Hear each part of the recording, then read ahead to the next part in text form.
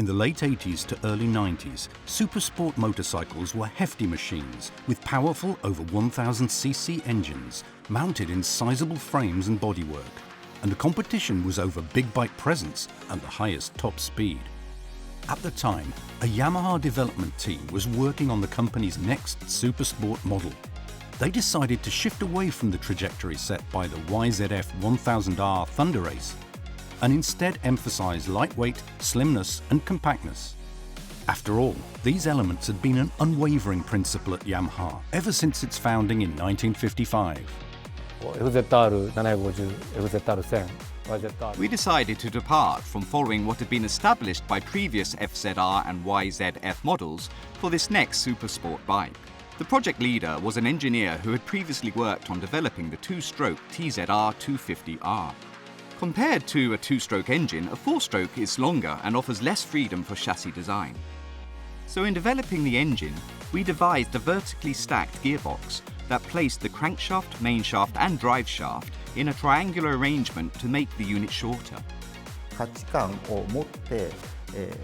The design work began by rethinking the values set by supersport bikes of the time, namely ample space and size.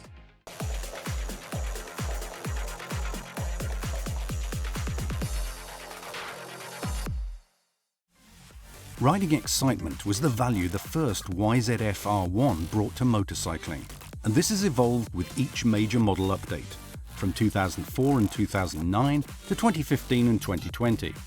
In the process, the bike's convention braking engine saw incredible advances as well, with everything dedicated to always offering riders an exciting supersports experience unlike any before. With the 2004 model, we upped output by 20 horsepower to raise its overall speed range and developed an all-new chassis to match to create a winning machine for the Isle of Man. While the underseat pipes on the 2004 model did help bring the bike's center of gravity closer to the middle, all of us on the team, including the engineers, simply thought they looked cool. With the 2009 R1, there was no reason not to bring over the cross-plane engine design proven in MotoGP. So that's exactly what we did. Let's say somebody hears the cross-plane engine and says, "I don't know what that bike is, but it's got an amazing engine." How did we go about expressing that idea with the bike's form? By hiding the engine itself. For the 2015 R1, the focus shifted to the main battleground of super sport bikes, the circuit. And the design concept for it was the Speed Racer.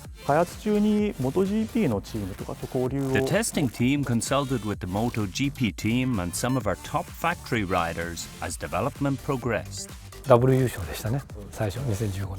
the bike's 2015 debut year, we took the win at the Suzuka 8 Hours in both the EWC and Superstock classes. The mindsets of our designers changed, and the YZR M1 was incredibly influential on our work, something we had never done before.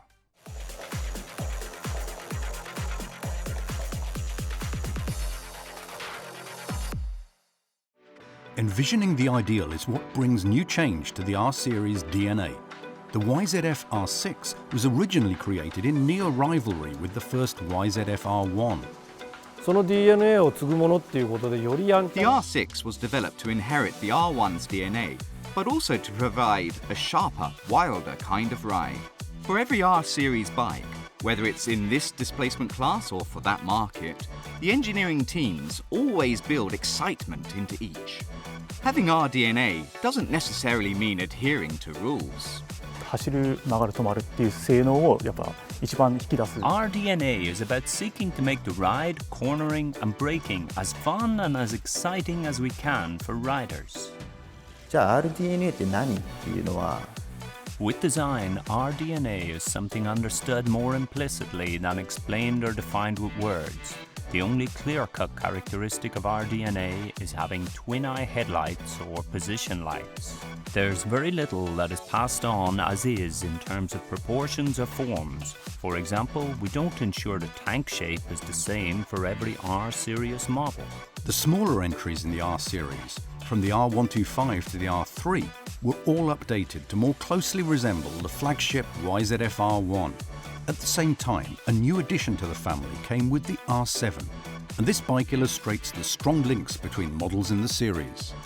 どういうふうに大きく見せるかっていったところがちょっと To give the R15 a big bike look and feel, we purposefully decided to place the position lights lower and on the edges of the front face. 要所要所で確認を設ける。In developing the key aspects of each bike, we set up meetings to consult with the test riders behind the R1 and include their input while fine-tuning the ride. で特に R6、R1 が先鋭化するのはいいんですけ The ど、 R1 and R6 were incredibly purpose-built for the track, so the R7 was created as a super sport that just about anyone could experience that R-Series excitement with. 黒いコースがサーキットみたいなコースになってます。 Fukuroi Test Course has the layout of a racetrack, so the goal while polishing the R7 was to make riding each lap as fun as possible. キーワードをスキニープロポーションっていうキーワード Skinny proportions for perfect control was the design concept for the R7, and since it's a parallel twin, we tried to make it a really tight and compact package.